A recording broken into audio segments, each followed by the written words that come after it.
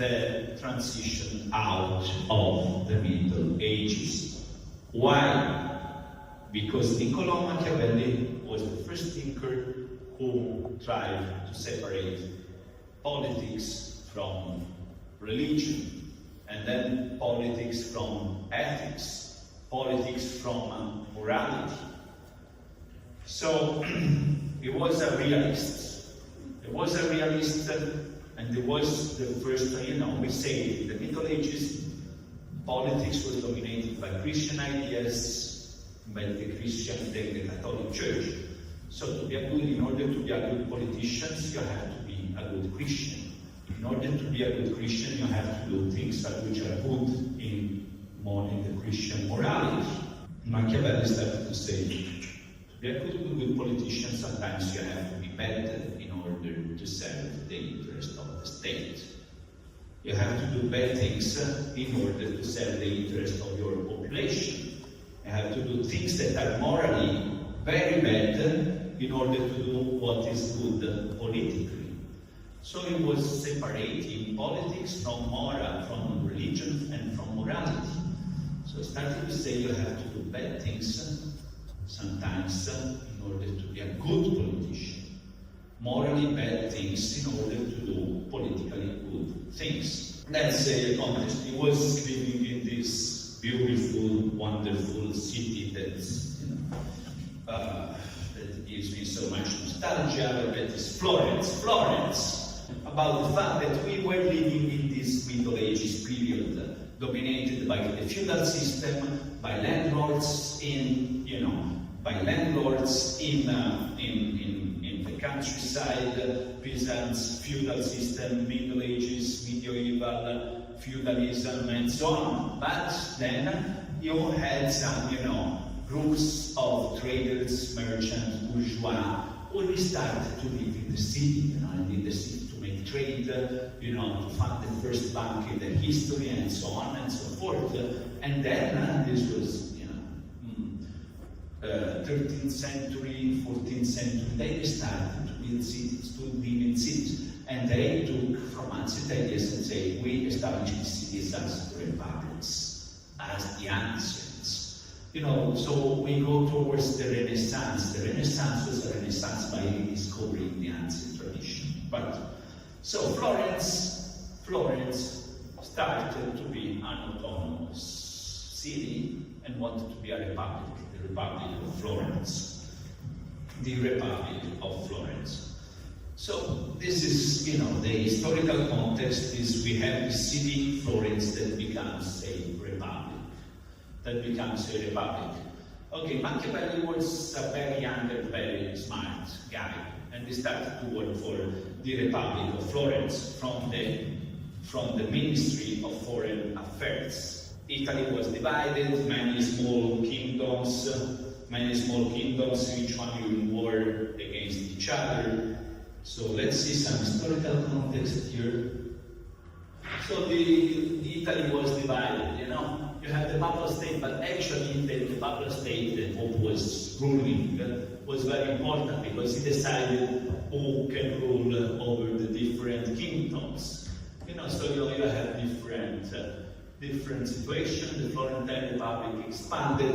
You have the situation all in war with each other. So he was, Minister of Foreign Affairs, and he was sent as a young public servant. He was sent to treat with the state that is in Rome, which is the Duke of Ferrara. He went to Ferrara as a foreign minister of affairs, and there he saw this lord of the time, which was called Borgia, and this guy was the prince of that small kingdom. Was the prince of that small kingdom.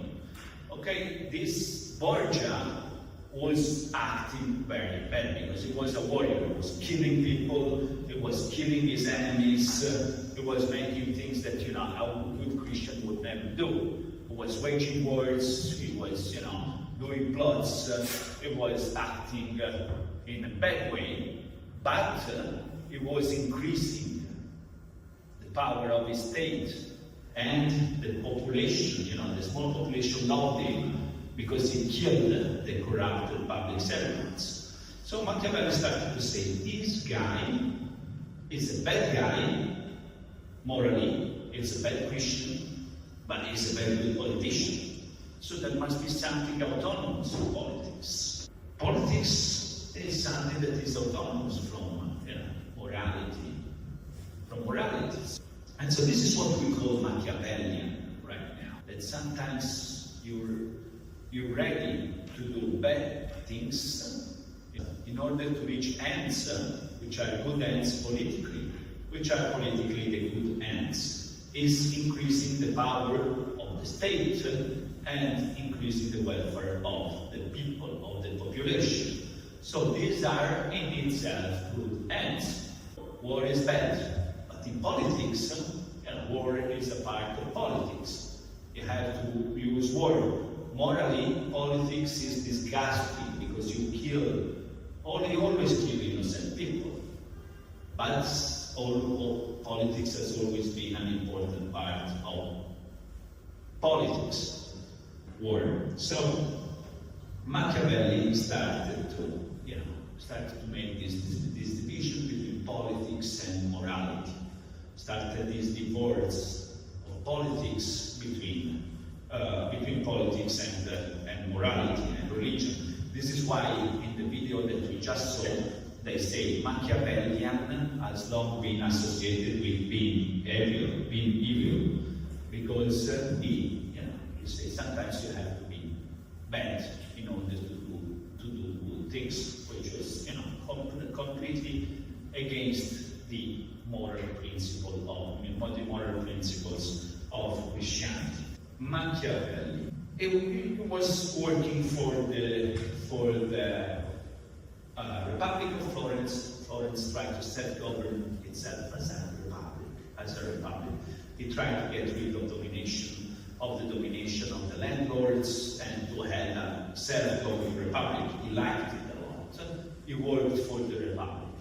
Then, I don't know if you know more or less the history of Florence, which is a very important history because it's the history of the Renaissance. But we have this powerful family, which was the Medici. You should know it because they made a lot of movies in America about the Medicis because it was a very interesting story.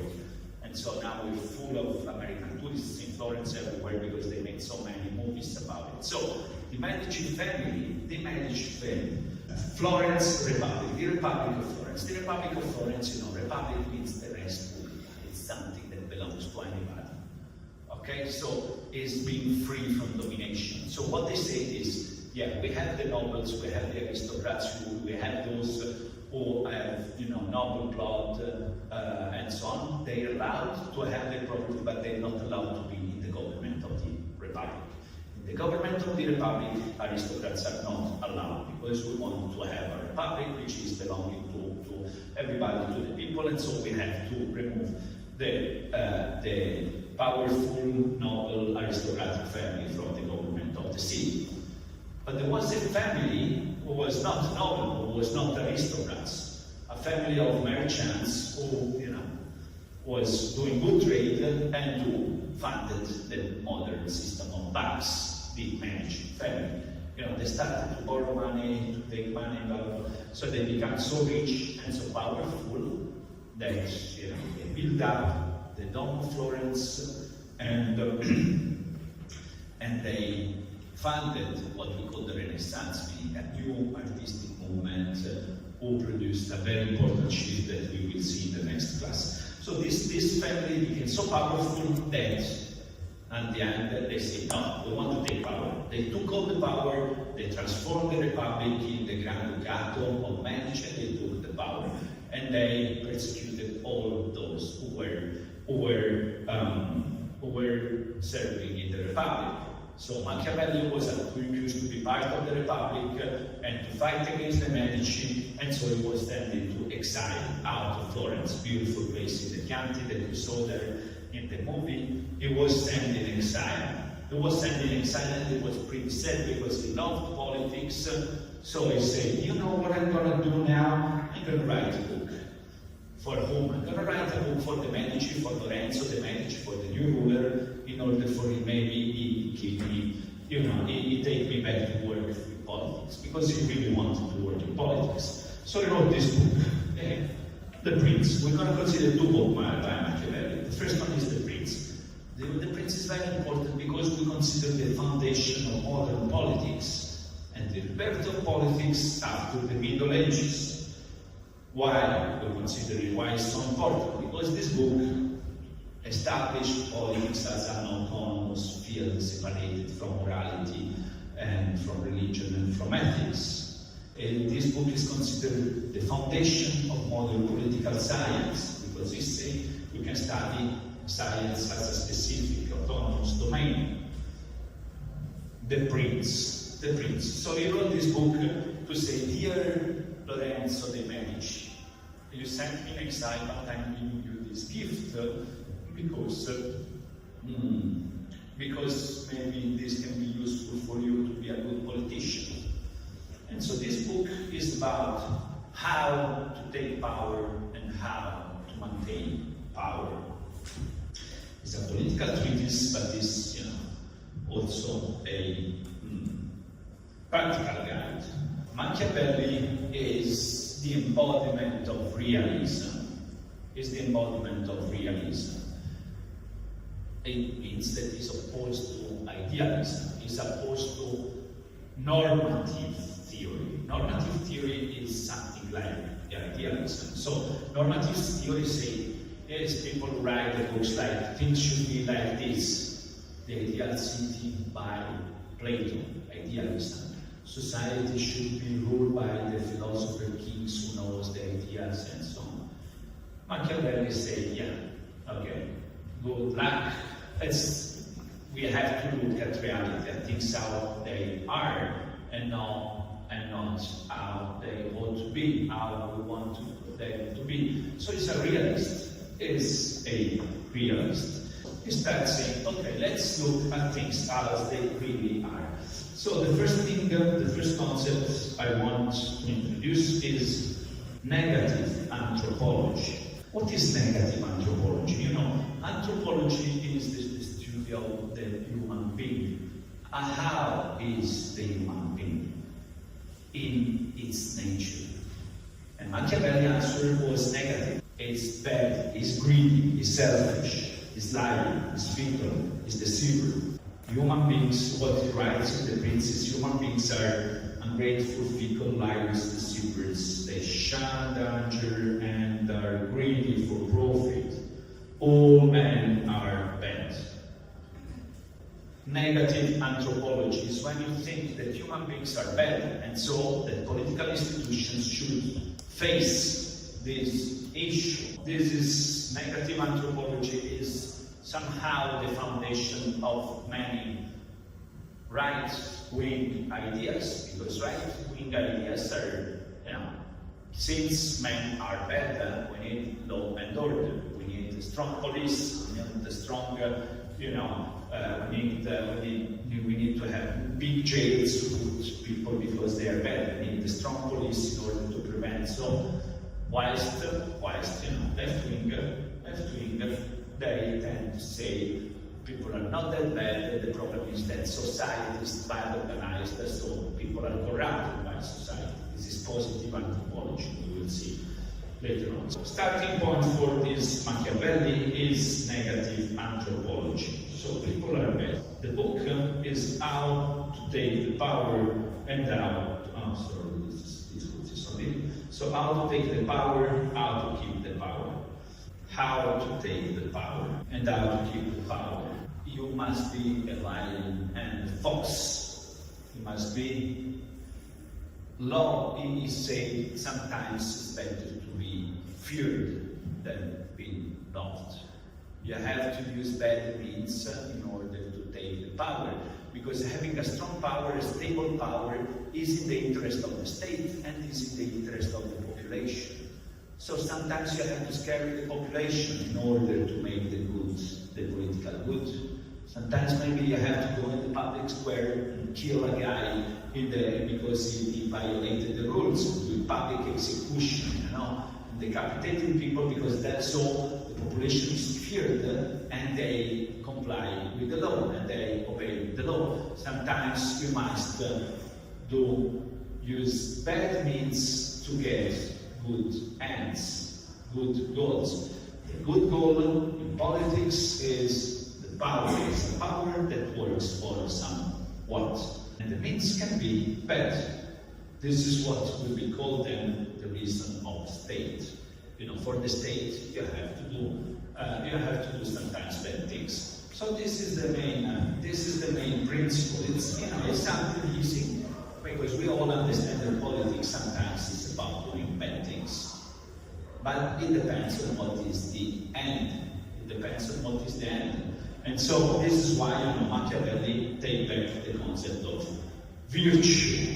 But he thinks political virtue is not to be good virtue. He took back the ancient concept of virtue that we saw. It was at the center of the ancient political thought, and he took back. He said that you have to have virtue and fortune. But virtue means, it's the fact that you act in the public interest of the state. So this is somehow similar to ancient political ideas. This virtue is that you act in the public interest, in the interest of the state, in the interest of the political community. So you have to have virtue. Sometimes acting in the interest of the community is not doing good things, but virtue is acting in the public interest, and you need fortune. This is even it can be the best leader in the world, but politics is about fortune. It's about being in the right place at the right moment.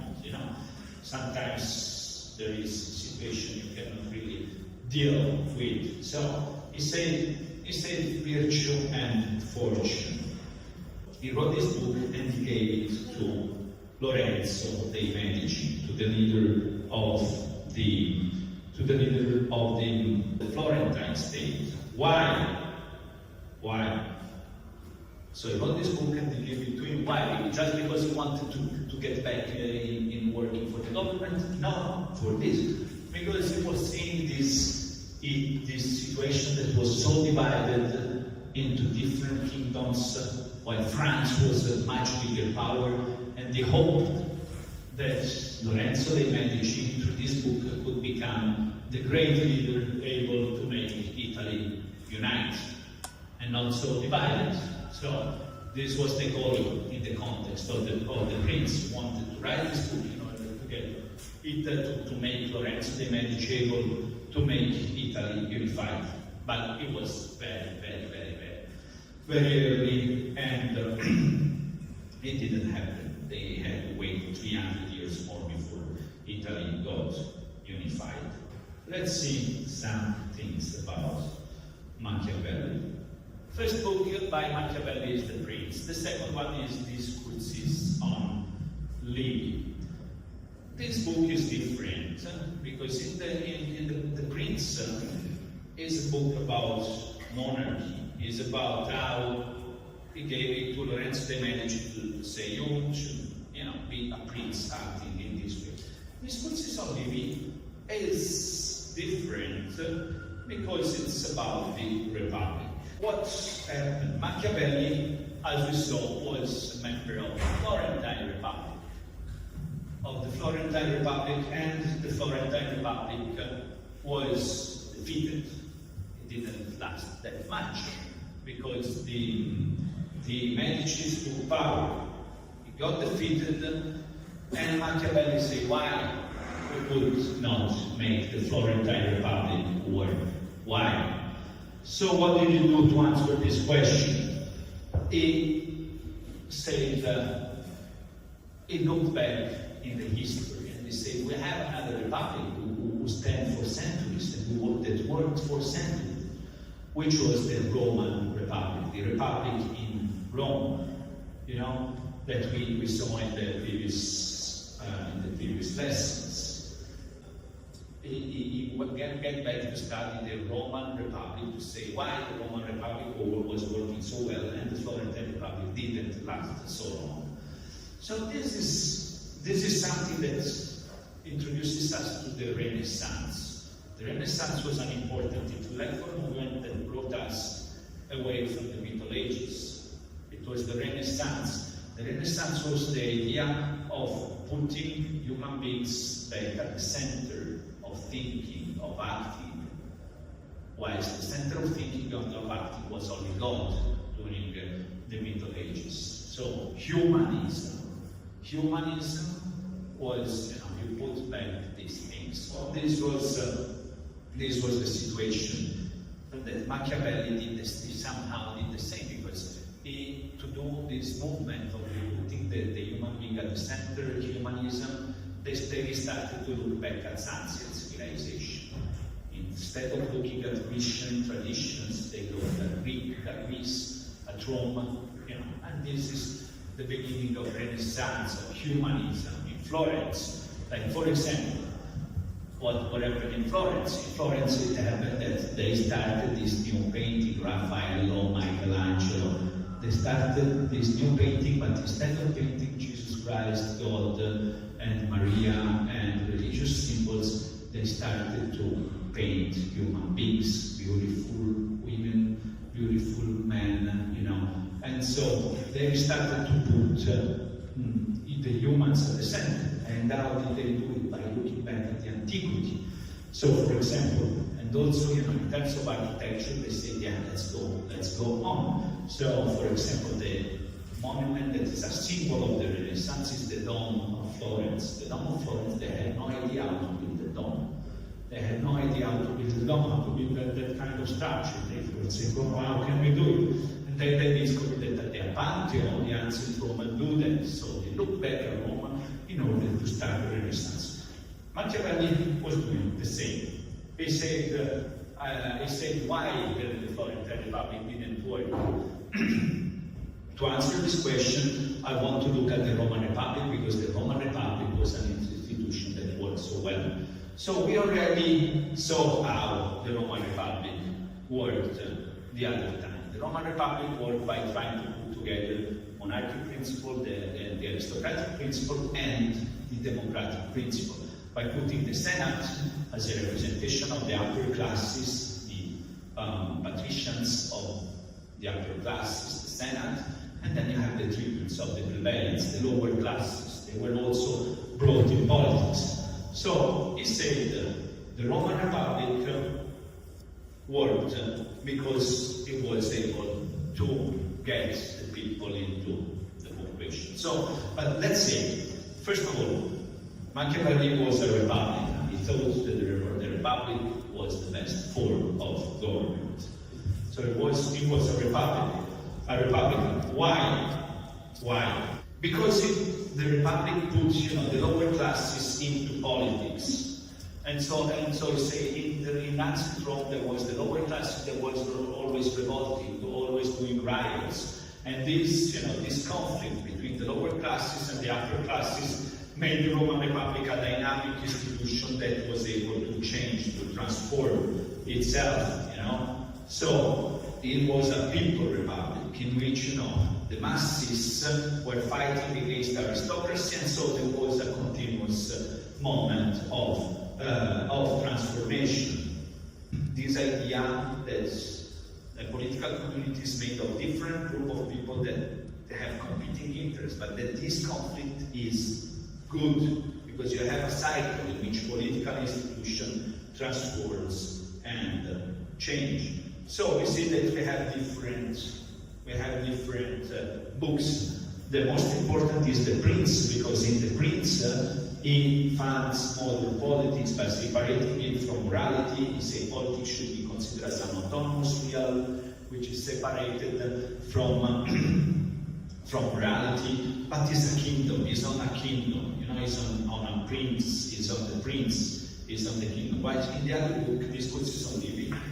It goes more into history, more into philosophy, by developing the concept of the republic. So it was a republic. It was a supporter of republicanism. It fostered a republican revival in the Middle Ages. We use Machiavelli to understand the get out from the Middle Ages because he completely divorced religion from politics and affirmed, and he said, so far politics was subordinated to religion, but in his view, this should be the other way around. The other way around, religion should be subordinated to politics, you know? So politics is an independent activity which has its own laws and principles that does not comply with moral principle, with religious principle, you know? Then we have this principle of political realism. So we used an empirical method. We said that until that moment, you know, all the thought was based on metaphysics. They used a lot, you know, they used Aristotle just to build up theology. You know, the big philosopher of the Middle Ages, they were all saints, St. Augustine, St. Thomas. They focused on metaphysics. He said, no, I'm a realist. I'm a realist. I look at reality, and what did he use to do an empirical investigation of reality? He used history. He used history.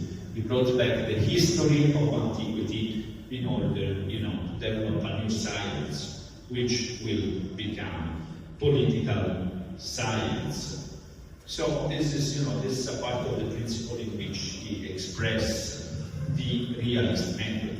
In discussing this subject, I drew up an original set of rules, but since my intention is to say something that will prove of practical use to the inquirer, I have thought it proper to represent things as they are in real truth, rather than as they are imagined.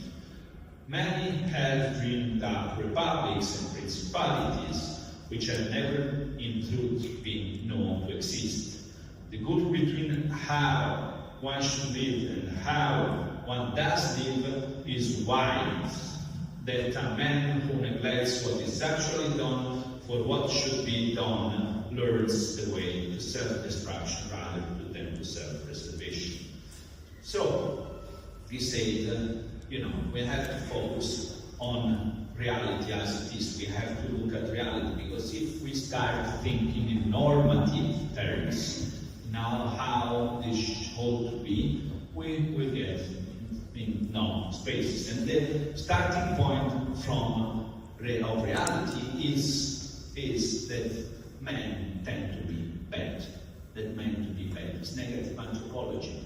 Men are bad, so politics should be somehow also bad in order to serve the interest of the state and the interest of the population. As we said before, you know, he discovered this principle by going on a mission in Emilia-Romagna, northern Florence, and discovering, you know, this Cesare Borgia, you know, who used brutal methods, who was very cruel, was not a good Christian at all, but he was a good politician. So you can be a bad Christian, but a good politician. Sometimes you have to be bad in moral terms to be good in political terms. This is the foundation of political realism, you know?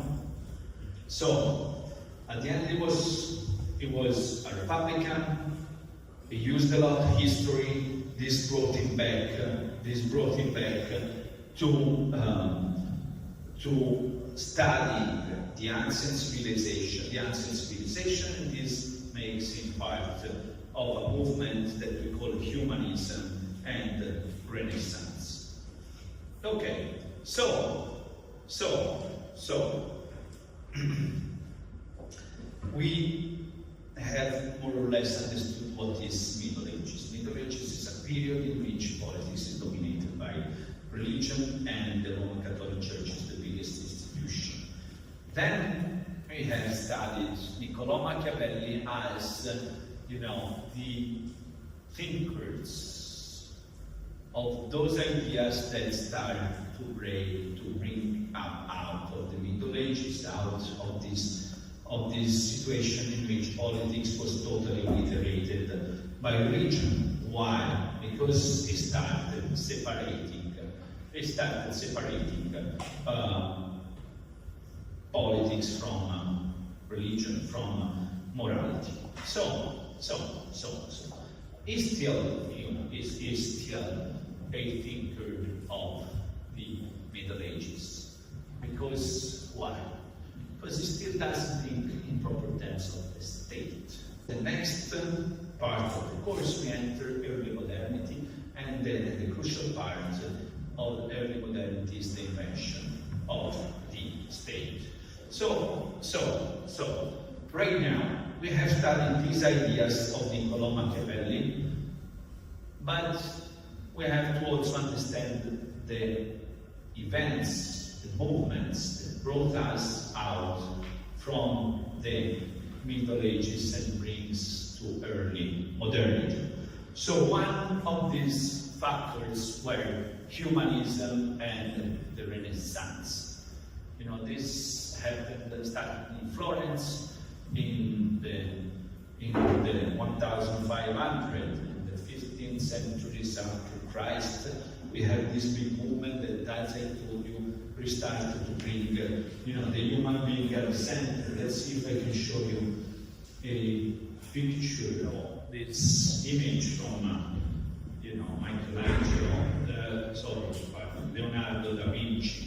From Leonardo da Vinci, this is what represents this idea that they restart to put the human being at the center. At the center of what? First of all, at the center of art, of the artistic production, and then at the center of thinking, and then at the center of everything. Where before we had God, religion, Jesus Christ, and so on, they started to put the human being in its nature, in its material body. This is humanism. And the Renaissance is a rebirth of the Western civilization after the Dark Ages of Middle Ages. There is the rebirth after the only domination of the religious superstition and so on and so forth, of the religious persecution and so on and so forth. So this was an intellectual movement that contributed to bring us out of the Middle Ages to the modern era. This is one. But when you come to the exam, you have to understand to remind these four elements which were bringing about of the Middle Ages. So one is humanism and the Renaissance. We read the 1500 after Christ, 1500. What else do we have in this period that is very big and really changed the approach to the Middle Ages? Big events. Enlightenment? This was 200 years later. So one thing is, this happened in 1492. 1492 we consider as the symbolic point of origin of modernity, early modernity. Discovery of America. Yeah. Discovery of America. Discovery of America. This is a big thing, The fact that the world is rounded, it's a big thing. The fact that, we were not the only ones. There were other populations who were worshipping other gods. The world is much bigger than we thought. So there are new problems. What should we do with this population? They went there and they saw that there was this huge civilization. I mean, the Maya civilization was a huge civilization, which was worshipping their own gods with their own rituals and so on, so they really didn't know what to do with this. And there was huge debates within the Christian church, are they belonging to humanities, as they don't believe in Christianity. What should we do? What should we do? For many cases, what should we do? The answer was we have to kill them all.